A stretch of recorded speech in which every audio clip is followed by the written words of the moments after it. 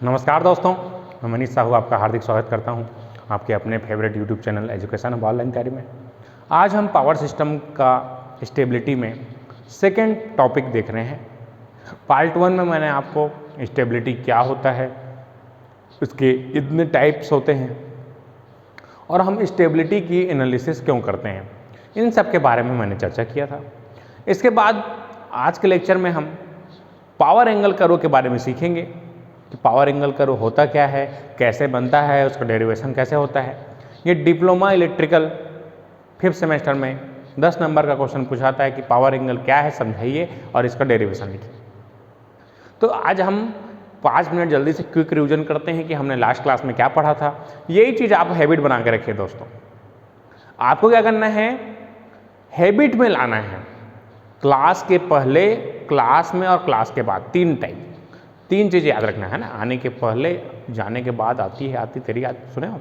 वैसे एक बार आने के पहले याद कर लो करो क्लास में, और जाने के बाद, है ना। तो एक गाना भी है, उसको मैं रिलेट करता हूँ, आने के पहले जाने के बाद आती तेरी याद वाला ना, वैसे टाइप का एक बार याद कर लिया करो सब चीज़ को। मैंने आपको सबसे पहले बताया था स्टेबिलिटी। ये स्टेबिलिटी है क्या चीज़? तो कोई भी नॉर्मल पावर सिस्टम है, हेल्दी पावर सिस्टम है, वो अपनी गति से चल रहा है। जैसे हमारे घर में लाइट है, अभी जैसे मेरे पास ये देखिए लाइट है, तो लाइट है मतलब नॉर्मल चीज़ें चल रही है। अब कुछ ना कुछ फॉल्ट आने के कारण क्या होगा, लाइट चला जाता है। तो एक निश्चित दूरी तक, एक निश्चित सीमा तक कोई फॉल्ट को बियर कर सकता है, उसके बाद मेरा मशीन खराब हो जाता है। अब अपने डेली लाइफ में देखते हैं, कोई भी चीज़, एक बल्ब है, उसकी जो नॉर्मल डे लाइफ है वो 1 ईयर है मान लेते हैं, लेकिन वो कई बल्ब ऐसे रहते हैं जो बहुत दिन चल जाते हैं क्योंकि उसमें वोल्टेज फ्लक्चुएशन ऐसा नहीं होता। तो बहुत सारे डिवाइसेस हैं जो बहुत दिन चलते हैं, उसकी लाइफ से ज़्यादा भी चलते हैं। तो हमको क्या करना है, हमारे पावर सिस्टम में बहुत कॉस्टली इक्विपमेंट्स लगे हुए हैं, उनको हमको बचाना है। आपको मैंने ये पहले भी बताया था कि 1 मेगावाट के लिए हमको 7 करोड़ रुपए लगता है। तो 500 मेगावाट का है तो गुणा कर लीजिए उतने से। इतना महंगा रहता है हमारा पावर सिस्टम, तो उसको हमको बचाना रहता है। तो बचाने के लिए हम कैसे बचाएंगे उसको? जैसे किसी को बीमारी हो गया है तो पहले बीमारी का पता लगाओगे नहीं लगाओगे, है ना। डॉक्टर पहले पता लगाते कहाँ पीड़ा था, पेट पीड़ा था कि मुड़ पीड़ा था। बीमारी के पता नहीं लगे तो इलाज कैसे करिए जी? तो बीमारी पता लगाना पड़ता है ना। तो ये चीज़ हम यहाँ पर करते हैं कि कोई भी पावर सिस्टम में कई टाइप का है ना बीमारी, फॉल्ट मैं पढ़ा चुका हूँ आपको। बीमारी हमने देख लिया है, फॉल्ट होते हैं, ऐसी fault, series fault, shunt fault, self clearing faults. यहाँ पर हम देख रहे हैं कि उस फॉल्ट आने पर, कोई बीमारी होने पर कोई आदमी कितना देर तक उसको सहन कर पाता है। नहीं तो खत्म हो जाते हैं, नहीं सहन कर पाते तो ठीक वैसे टाइप से सेम यहाँ पर हमको पावर सिस्टम। तो स्टेबिलिटी क्या होता है?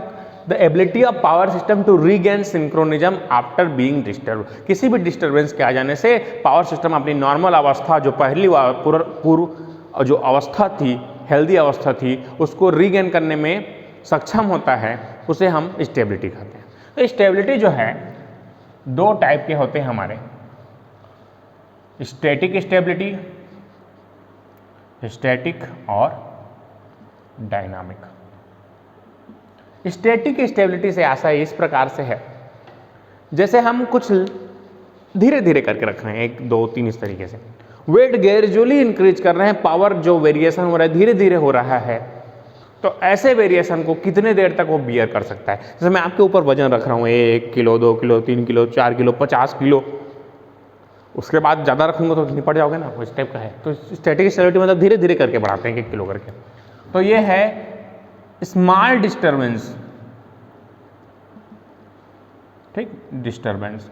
और ये होता है हमारा लार्ज डिस्टर्बेंस। देखिए भाई पटक दे, हाँ सही जी, देखिए भाई पटक दे कोनो चीज़। जैसे ये है, इसको मैं धीरे से रख रहा हूँ और इसी को पटक दे ऐसे करके जोर से ना, तो बराबर हो जाएगी, टूट के। तो ये चीज़ है डायनेमिक स्टेबिलिटी, मतलब उसको कितने जोर से मैं पटक सकता हूँ, स्टेप समझ सकते हैं।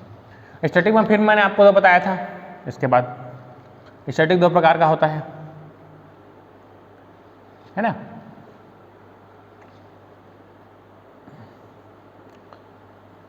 उसके बाद बताया था मैंने स्टडी स्टेटिक स्टेबिलिटी के बाद डायनेमिक, है ना, स्टैटिक और डायनेमिक। और बताया था मैंने स्टडी स्टेट, है ना। ये जो दोनों प्रकार के थे वो स्टडी स्टेट के प्रकार थे। उसके बाद मैंने आपको बताया था ये स्टडी स्टेट है ना, स्टडी स्टेट स्टेबिलिटी। उसके बाद मैंने आपको इसका बताया था transient stability. Transient stability, transient मतलब इसमें हमको लार्ज डिस्टर्बेंस है, इसके लिए हमको ऑटोमेटेड पावर सप्लाई की ज़रूरत पड़ती है, इसके लिए ऑटोमेटिक पावर सप्लाई की ज़रूरत नहीं पड़ती, जैसे कि हमारा बर्डेज हो गया स्नेक पार्टोगेन के लिए। और ट्रांजिएंट मतलब लार्ज डिस्टर्बेंस, बहुत ज़्यादा डिस्टर्बेंस हो चुका है तो हमको एक्सटर्नल इक्विपमेंट्स की ज़रूरत पड़ती है, एक्सटर्नल लोगों की ज़रूरत पड़ती है, तो लार्ज डिस्टर्बेंस के बाद जो चीज़ होता है उसको बोलते हैं ट्रांजिएंट डिस्टर्बेंस। तो इन सब के बारे में मैंने आपको डिटेल में बता दिया है, मैंने आज जस्ट इसको 5 मिनट रिविजन कराया आपको। आज की क्लास में आप हेडिंग डालेंगे, हम लोग को नया टॉपिक पढ़ना है जिसका नाम है इनफाइनाइट बस। तो ये क्या चीज़ होता है इनफाइनाइट बस, इसके बारे में हम यहाँ पर जानेंगे।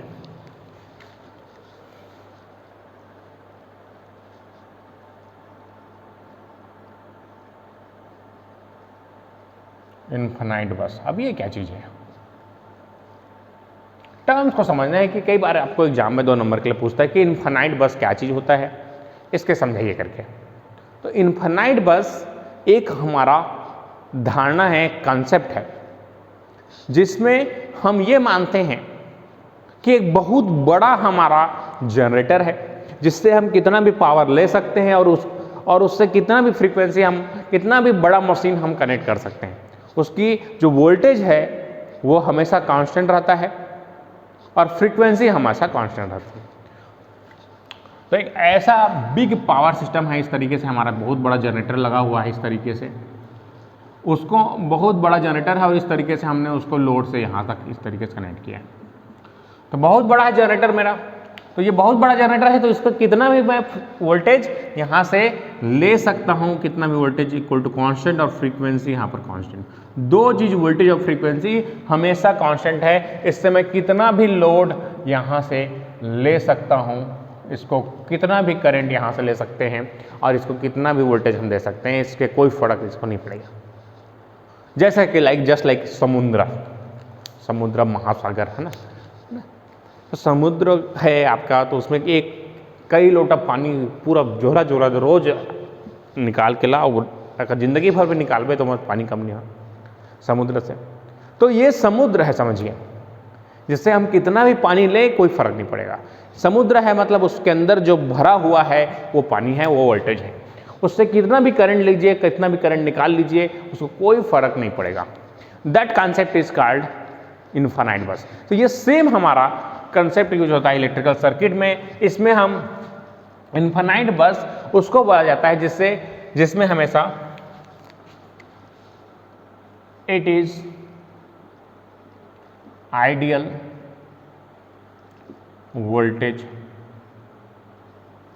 Source concept. Ideal voltage source का कंसेप्ट है जिसमें हम ये मानते हैं कि एक आइडियल वोल्टेज सोर्स है, अगर कोई चीज़ आइडियल है, आइडियल वोल्टेज सोर्स है, तो वोल्टेज हमेशा उसकी कांस्टेंट रहेगी, चाहे उससे हम कितना भी ले, है ना। Large number of load is connected और removed from the bus always voltage and frequency remain same। हमेशा वोल्टेज और फ्रीक्वेंसी सेम रहेगी। समुद्र से कितना लोटा पानी निकाल लिया तब वो कोई फर्क नहीं पड़ेगा, चाहे वो कितना लोटा पानी रितो दो, कुछ नहीं फर्क पड़ेगा उसको, है ना। इसी तरीके से जितना वोल्टेज निकालना है निकाल ले, घर भर के कनेक्ट कर दे, पूरा गांव कर दे, पूरा देश के पूरा विश्व कनेक्ट कर दे, कोई फर्क नहीं पड़ेगा, है ना। तो ऐसे मशीन को हम क्या बोलेंगे, इनफाइनाइट बस। ये एक धारणा है, ये एक आइडियलिज है ना। हम मानते हैं कि हमारा जो पावर सिस्टम है वो क्या है, हमारा बहुत बड़ा है, हाँ। लेकिन एक्चुअल में क्या होता है, अभी due to lack of technology हम यहाँ पर इनफाइनाइट बस अभी तक बना नहीं पाए हैं। ये जस्ट हमारा एक आइडियोलॉजी है। हम क्या करते हैं, जैसे कोई भी चीज़ हमको अच्छा लगता है तो उसके तरह बनने का प्रयास करते हैं। तो उसी तरीके से अगर हमको आइडियल बस हम बन नहीं सकते, तो प्रैक्टिकल बस में क्या होता है, हमारे n नंबर ऑफ जनरेटर इस तरीके से कनेक्टेड रहते हैं। जितने भी भारत में जनरेटर है उसको सबको हमने पैरेलल में कनेक्ट कर दिया है। पैरेलल में करने से इसका जो रेजिस्टेंस है वो जीरो नियरली हो जाएगा, जीरो के इसका रेजिस्टेंस जीरो होता है। आइडियल वोल्टेज सोर्स अगर बात करूं तो ये वोल्टेज सोर्स अगर आइडियल है तो इसमें वोल्टेज सोर्स जितना वोल्टेज यहाँ देंगे उतना वोल्टेज यहाँ पर बनेगा। टर्मिनल वोल्टेज और यहाँ वो जनरेटेड वोल्टेज इज सेम। तो यहाँ जनरेटेड वोल्टेज हमेशा सेम रहेगा, वोल्टेज एट एंगल जीरो, और ये E G at angle zero, at angle delta. तो ये सब चीज़ें यहाँ पर कांस्टेंट रहती है। तो ये हमारा कंसेप्ट है हमारा आइडियल वोल्टेज सोर्स का। ठीक है, तो यहाँ तक आपका कंप्लीट होता है। इसके बाद आप हेडिंग डालेंगे पावर एंगल कर्व। चलिए हेडिंग डालिए पावर एंगल कर्व। चलिए दोस्तों स्टार्ट करते हैं पावर एंगल कर्व। हेडिंग डालेंगे आप लोग सभी के सभी पावर एंगल कर्व। अब ये क्या चीज़ है? एक हम मानते हैं कि एक हमारा जनरेटर है जो कि इन्फिनाइट बस से कनेक्टेड है। तो ये हमारा मान लेते हैं ये इन्फिनाइट बस है इस तरीके से, जिसका वोल्टेज एट एंगल जीरो और फ्रीक्वेंसी कांस्टेंट रहता है। तो यहाँ पर एक जनरेटर लिए हैं जी जनरेटर, इस तरीके से इसमें एक्स एल और इस तरीके से एक्स, सब ट्रांजिएंट रिएक्टेंस और लीकेज रिएक्टेंस है ना। ये हमारा एक्स डी है जनरेटर का, और ये हमारा लीकेज रेजिस्टेंस है एक्स, और ये हमारा जनरेटर का वोल्टेज है ई एट एंगल डेल्टा। तो इस तरीके से आप इसको डायग्राम को बनाएंगे पहले, और ये हमारा ये करंट इस तरीके से जा रहा है, उसको करंट को आई मान लेते हैं इस तरीके से। तो ये आपको इस तरीके से डायग्राम को बनाना है। तो इसमें देखिए आप एक जनरेटर है जो कि आपको इन्फिनाइट बस में कनेक्टेड है। मैं सिंगल मशीन सिस्टम लेके बना रहा हूँ यहाँ पर। अब ये आपने सिंक्रोनस मशीन में इसको पढ़ा होगा, मशीन 2 में। ये हमारा इस तरीके से रहता है, ये जनरेटर का हो गया, और ये हमारा एक्सेल जो है लाइन का रिएक्टेंस है, लीकेज रिएक्टेंस है इस तरीके से। ये तो ये हमारा ई एट एंगल डेल्टा हो गया, और ये एक्स डी और ये एक्सेल, दोनों को मिला के हम इसको इस तरीके से इसको बोल सकते हैं, ये दोनों को मिला के एक्सेस, सिंक्रोनस रिएक्टेंस एक्सेस बोलते हैं। अब ये जो है इसका टर्मिनल वोल्टेज हमारा कितना है, वी एट एंगल जीरो। यहाँ से करंट इस तरीके से निकल रहा है, ये करंट को नाम देता हूँ। ठीक है, इसको थोड़ा सा मॉडिफाई करके बनाते हैं।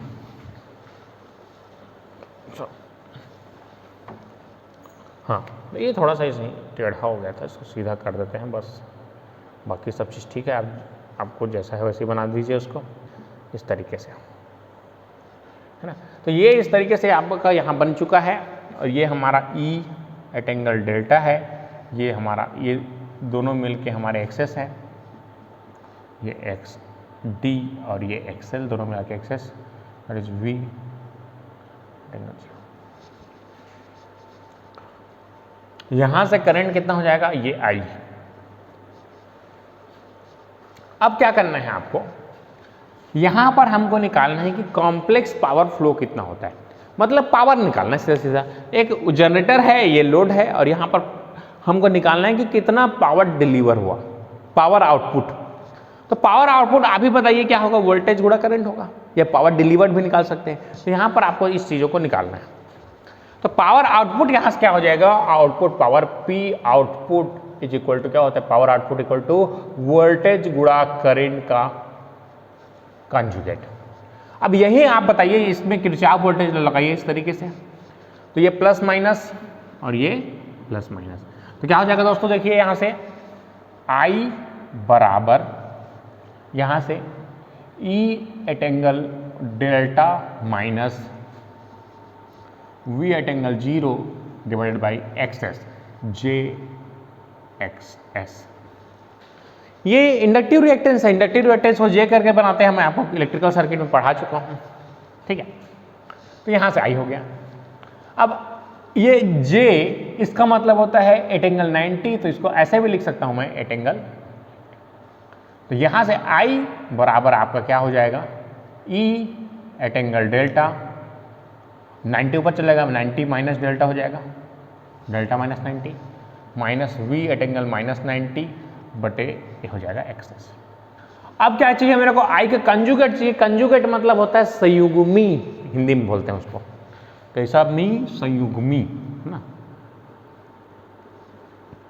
आई ट्रांसपोज ई एट एंगल ये हो जाएगा 90 माइनस डेल्टा, जो भी एंगल है उसको पलट देना है, वी एट एंगल प्लस 90 और ये बटे एक्सेस। कुछ नहीं करना है आपको, जहाँ प्लस दिख रहा है उसको माइनस कर देना है और माइनस दिख रहा है उसको प्लस, बस इतना ही है।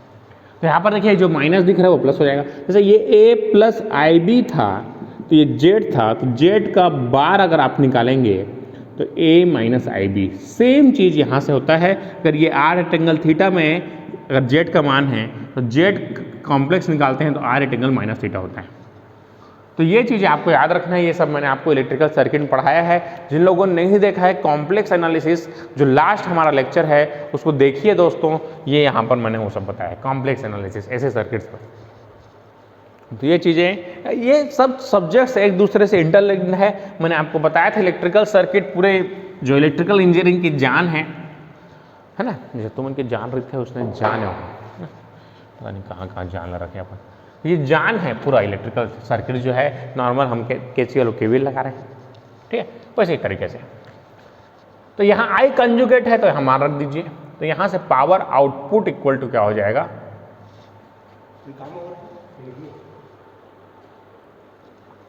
ठीक है दोस्तों। तो यहाँ तक चीज़ें क्लियर हैं आपकी। अब यहाँ क्या करना है आपको, चुपचाप इसको यहाँ पर वी का मान रख दीजिए, है ना, बिना हल्ला गुल्ला के। आई का मान क्या है आपका, E at angle 90 minus delta minus V at angle 90 बटे एक्सेस। अब बस इसको गुणा कर देना है। देखिए ये कंजुगेट का मान मैंने डायरेक्ट यहाँ से रख दिया, तो वी का अंदर गुणा करेंगे तो ई वी बटे नीचे में क्या है X S at angle 90 minus delta minus v into V क्या हो जाएगा, V square at angle 90 divided by X S. अब आप जानते हैं कि r एट एंगल थीटा रहता है तो उसको चेंज कैसे करते हैं, r cos theta plus J are sine theta. Similar way में यहां पर ये पोलार फॉर्मेट में है, उसको हमको चेंज करना है। तो ई वी बाई एक्सेस इसको लिखेंगे cos 90 minus delta plus J sine 90 minus delta, इस तरीके से। अब minus V square by X S यहाँ पर cos 90 प्लस जे साइन 90, यहाँ थीटा की जगह 90 है। अब देखिए दोस्तों यहाँ से E V by X S cos 90 minus theta sine theta होता है, तो sine delta plus J sine 90 minus theta cos delta हो जाएगा, plus minus J V square by X S sine 90 का मान 1, ये हो जाएगा जे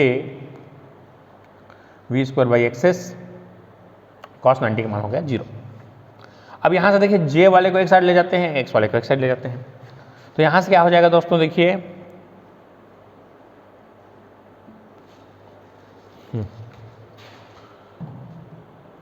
ई V by X S sine delta plus J cos delta minus V E V by X S cos delta, इस तरीके से। तो यहाँ तक ये कंप्लीट होता है। तो R cos theta plus J sine theta, तो आप जानते हैं पी प्लस जे क्यू होता है is equal to complex power S, जहाँ रियल पार्ट को हम लोग बोलते हैं, हम लोग कौन सा पावर बोलते हैं, एक्टिव पावर, और क्यू को बोलते हैं हम लोग रिएक्टिव पावर। तो एक्टिव पावर ये हमारा किस में आ जाएगा, ये पी का मान हो जाएगा और ये हमारा क्यू का मान हो जाएगा। तो यहाँ से यहाँ तक आप कंप्लीट कीजिए, यहाँ तक जल्दी से स्क्रीनशॉट खींचिए, इसके बाद हम आगे बढ़ेंगे। तो कुछ नहीं है, आपको बस इतना ही करना है, एक इन्फिनाइट बस लेना है, उसमें कनेक्ट कर देना है एक जनरेटर को, उसके बाद जनरेटर में आप सिंक्रोनस मशीन आपने पढ़ा है, सिंक्रोनस मशीन को इस तरीके से लिखते हैं, बस आपको सिंक्रोनस मशीन में आउटपुट में पावर कितना है उसको निकालना है। आउटपुट में पावर इस तरीके से निकालते हैं आप, तो ये आपका कंप्लीट होता है। देख लीजिए इस तरीके से, तो यहाँ तक चीज़ें कंप्लीटेड है। अब इसके बाद क्या करेंगे, देखिए दोस्तों ध्यान से, चलिए दोस्तों इसके बाद देखते हैं हम लोग कैसे करेंगे। तो यहाँ पर मैं इसको मिटा रहा हूँ इस तरीके से, यहाँ तक हो गया। आपने स्क्रीनशॉट खींचने को बोला था मैंने, आप वीडियो को पॉज करके भी बाद में देख सकते हैं, कोई तकलीफ नहीं है ना। और E V sine delta by X S, तो ये पी हो जाएगा। तो यहाँ से P active power, P flow जो है, पी आउटपुट पावर जो आपका निकल जाएगा, इसको कॉम्प्लेक्स पावर मानता हूँ। एस आउटपुट यहाँ पर लिख लेंगे, यहाँ कॉम्प्लेक्स पावर एस पी की जगह एस लिखेंगे, एस आउटपुट पावर। तो P जो है एक्टिव पावर, जो है एक्टिव पावर आपका क्या हो जाएगा, E V by X S sine delta. और ई वी बाई एक्सेस को मैं मान लेता हूँ P मैक्सिमम, तो P बराबर होगा क्या, P मैक्सिमम साइन डेल्टा। तो ये पावर जो है हमारा वेरी करता है, इट इज साइन एंगल के फॉर्म में, where P maximum equal to क्या हो जाएगा, E V by X S. P maximum बराबर ई वी बाई एक्सेस। तो इस तरीके से आपका कंप्लीट होता है, यही आपका क्या है, पावर एंगल कर्व है। और एंगल का कर्व बनाना है इस तरीके से आप बनाएंगे, देखिए ध्यान से।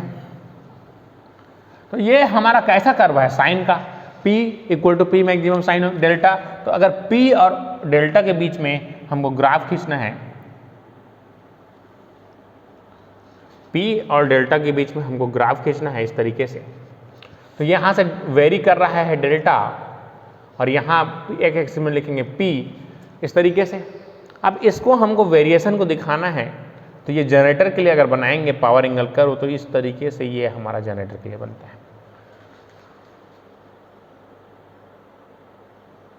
इस तरीके से। तो ये हमारा ये पावर एंगल कर्व इस तरीके से बनता है जनरेटर के लिए। तो ये हमारा P मैक्सिमम, यहाँ से ये P मैक्सिमम का मान है। तो P मैक्सिमम कब बनता है, जब डेल्टा का मान 90 होता है। और डेल्टा का मान 90 है तो P इक्वल टू क्या हो जाएगा, P मैक्सिमम हो जाएगा। तो P इन मेगावाट और डेल्टा इन रेडियन में अगर हम इस तरीके से निकाल रहे हैं, तो डेल्टा का मान 90 या π/2 में, डेल्टा का मान 90 लिख सकते हैं, या रेडियन में लिखेंगे तो π/2 में इसका मान मैक्सिमम मिलता है। तो इसी कर्व को variation of delta with respect to power, ये जो variation of delta with respect to power जो कर्व दिख रहा है, इसी को हम क्या बोलते हैं, पावर एंगल कर्व कहते हैं। तो पावर एंगल कर्व आपसे इतना ही पूछाता है कि पावर एंगल कर्व क्या है, तो पावर का वेरिएशन डेल्टा के रिस्पेक्ट में एक साइन कर्व के फॉर्म में होता है, इसी को हम पावर एंगल कर्व कहते हैं दोस्तों। तो यहाँ तक जल्दी से स्क्रीन शॉट खींच लीजिए, फिर हम आगे बढ़ेंगे।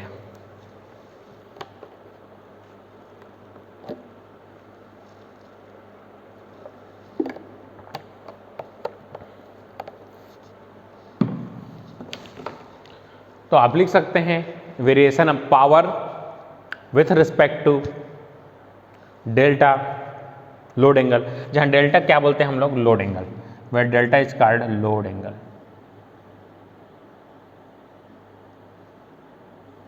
ठीक है, तो ये लोड एंगल के रिस्पेक्ट में हम जब बात करते हैं वेरिएशन को, तो हम उसको बोलते हैं पावर एंगल कर्व। तो ठीक है दोस्तों, इस लेक्चर में हम इतना ही रखते हैं।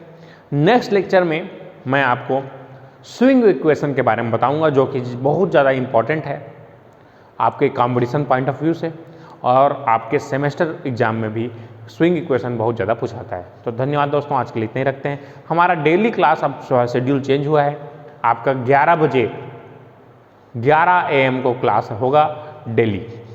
तो 11 AM को आप पावर सिस्टम में क्लास अटेंड करेंगे। 10 बजे आपका क्लास रहता है इलेक्ट्रिकल सर्किट का, आधे घंटे का रहता है, आधे से है ना 30 से 40 मिनट का लेक्चर रहता है। और आपके सुबह मॉर्निंग में 8 AM को आपके रीजनिंग के लेक्चर में चालू कर रहा हूँ कल से। तो रीजनिंग के लेक्चर्स आप बहुत अच्छे से पढ़िए, रीजनिंग बहुत मज़ेदार टॉपिक है। तो रीजनिंग में मैं कोडिंग डिकोडिंग चालू करने वाला हूँ, तो रीजनिंग के भी हमारे जो वीडियोस है उसको देखिए और नोट्स बना के कॉम्पिटिशन एग्जाम की तैयारी कीजिए दोस्तों। धन्यवाद दोस्तों, आपको वीडियो अच्छा लगा तो लाइक कर दीजिए, अगर आप नए हैं तो चैनल को सब्सक्राइब करके बेल आइकन दबा दीजिए, जिससे हमारे सारे नोटिफिकेशंस आपको मिलते रहें। धन्यवाद।